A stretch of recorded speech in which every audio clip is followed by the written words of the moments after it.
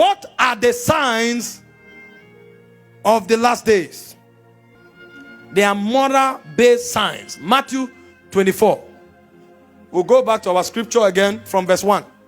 And Jesus went out and departed from the temple, and his disciples came to him to show him the building of the temple. They were still looking at physical things and prioritizing them. And Jesus said unto them, see ye not all these things? Verily I say unto you, there shall not be left here one stone upon another that shall not be thrown down. Verse 3. And so as he sat upon the mountain, you notice that there was silence. They asked him this question in the temple. They kept quiet and he trekked until he came to the mountain and sat down. That was when they caught their breath. If this thing you are saying is true, they now came up with another kind of question that has eternal value. And the question was, as he sat upon the Mount of Olives, the disciples came unto him privately, saying, tell us, what shall these things be? And what shall be the sign of thy coming? And what shall be the sign of the end of the world? So the coming of Jesus itself is a sign of the end. And Jesus began to speak. And he said unto them, take heed that no man deceive you. Now, the foundation of immorality in the last days is deception. And so the whole science about morality is weaved into deception. A man who is not deceived cannot be immoral. The reason you find many people fall into immoral living in the last days is because they are deluded. And as I go through scriptures, you will understand what I'm talking about. In verse 5, it says, for many shall come in my name, saying, I am Christ, and shall deceive many. So the reason deception will thrive is because men will want to usurp the authority of God and make people understand that everything God represents, they represent it. So they will not need to keep God's moral standard and still receive what God says he has to offer. So it's not just about saying a person. Now, there are many persons who have come in history who claim that they are Christ. But you see, this thing is telling us something that is deeper than people. Even systems will take the place of God in the last days. So they can come and tell you that forget about all this teaching on faith for divine health. Better adopt medicine. If you don't, you are finished. And then they will project a lot of what do you call it now? Plagues. And so people will become afraid. And so medicine will become Christ in the life of many people. And when you make medicine your God, and I'm not saying anything is wrong with medicine, but I'm saying medicine is a corridor that the devil will ride on. And when you make medicine your God, the next thing they will come back and tell you, sex is the best form of exercise. If you want to live long, better begin to practice it from the age of 17. And if you practice it regularly, your genes will be built up and you will live long. And many people who have no regard for the real Christ now, who said sex cannot be done outside marriage because the system have become Christ, they will have to substitute the law of Christ and follow the new law that the system prescribes. Because another Lord has been established. And then for those who still refuse, because this thing has taken center stage and it has paralyzed even the government of the day, the government will now start passing laws. And so you go to many nations, your child of 14 years can come home with his boyfriend and they'll be doing exercise. If you talk, you'll be jailed. Because medicine is now Lord. And they will now go further and shift it into perversion. And tell you, there's nothing special about your gender. You are actually what you feel like. Meanwhile, Christ who is your first Lord, said, we walk by faith, not by sensory perception. But medical science now has become a weapon in the hands of the devil.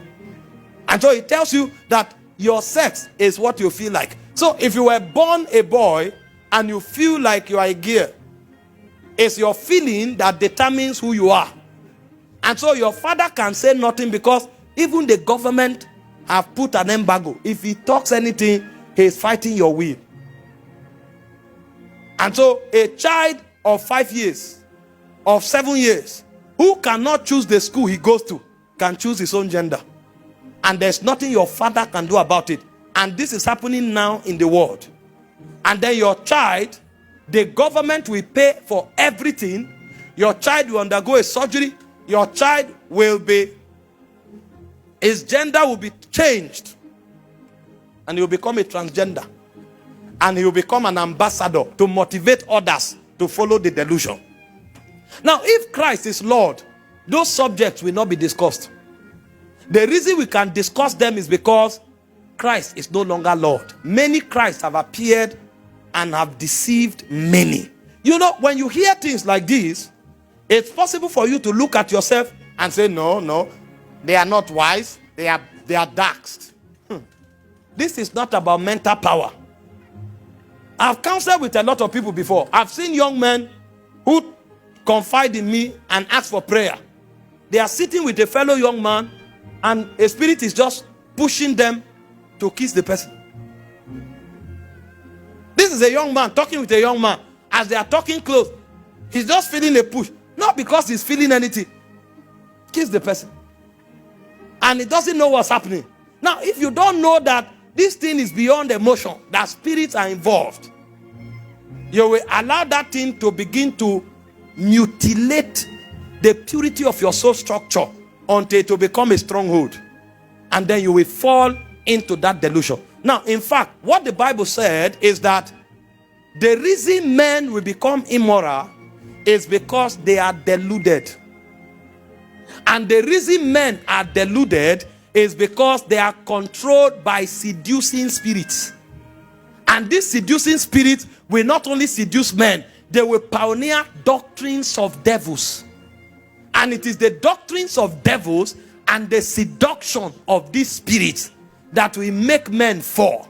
You know, the first man that was created, as original as he was, when the seducing spirit came in form of a serpent, he couldn't resist him. So this thing is not about willpower. It's about the power of the ages to come, walking in your spirit man. You know, the Hebrew word for the whispers of the serpent is called nakash. That thing the serpent does, he enters and penetrates the soul and reconfigures the soul structure. If you don't know how to shield yourself from that seduction, you will be shocked that you will not only fall, you will become an ambassador of immorality. Most of the people who are heading the gay movement today, they were people before who said they were martyrs. One of the songs we used to sing those days to set ourselves on fire, I heard later that the person who sang it had gone to the other side.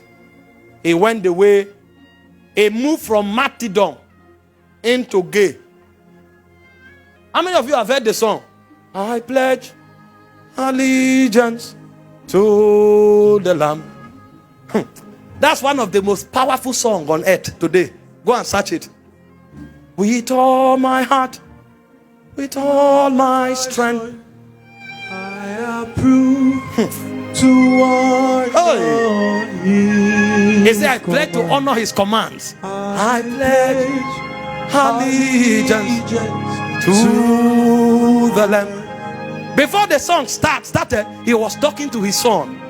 And he was telling him, in case they matter us and they come for you, this should be your stand. This should be your testimony. Somebody who was baptized with the spirit of martyrdom. What happened? Nakash, the whispers of the serpent, it penetrated the soul. You know what the Bible calls them? It said they are deluded. Why does the devil sponsor immorality? Through deception. Romans 1 verse 21 to 28. Hear what the Bible says. It said, because that when they knew not God, that when they knew God, I beg your pardon, they glorified him not as God, neither were thankful. Hope you are seeing the consistency. Because these ones that bring this deception, they come as Christ. He said, many will come and say, I am Christ. So the first thing is to take the place of God in your life. It can be a man, it can be a system, it can be a government, it can be an institution. Anything that wants to take the place of God in your life is a weapon the devil will use to delude you. He said, these ones, they knew God, but they did not glorify him as God. Why? Because another Christ has taken over. And as they did not glorify him as God, he said they were not thankful. And so they became vain in their imagination. You see the delusion again. And the foolishness, and in the foolishness of their hearts, he said they were darkened. Verse 22. He said, professing themselves to be wise, they have become fools. The word fools used here is morons. They have become morons. They are beside themselves. They are out of their minds. They are saying things that are outrightly foolish, but they can't see it. They have become morons. And so there are many nations today that are dominated by morons. No matter how big they think they are, the Bible said they are morons because they are deluded. They are beside themselves. When you find people carry placards and they are fighting to change the agenda, they are fools. That's what the Bible said. When you find people carry placards and they are contesting that abortion should be legalized, no matter how exalted that nation appears in the eyes of men, they are fools. I'm telling you, people who have understanding, they go to America today because God is sending them. And those who are not sent, they are living there. It's only a man who doesn't understand the season that is thinking greener pasture. Are you a cow? America, America, America, America. What are you going to do? Is God sending you? You don't understand the times. That nation now should be a place of the convergence of warriors. Men who can stand and have enough power in the spirit to look at darkness and to judge those spirits so that the minds of men can become sane. It's not a place to go look for greener pasture. That's a warfare ground where the souls of men are being traded. And you say it's a place for greener pasture. What pasture? You don't have understanding of the times. If God is not sending you there, that place is a risk. I can tell you today, by all of, there are many people today, they are subscribing to home lessons, private education. You can't allow. A lawyer went to the school of his child, and he found some of the books they were giving them to read. Children of 7 years. And the books they were teaching them, they claim it is sex education.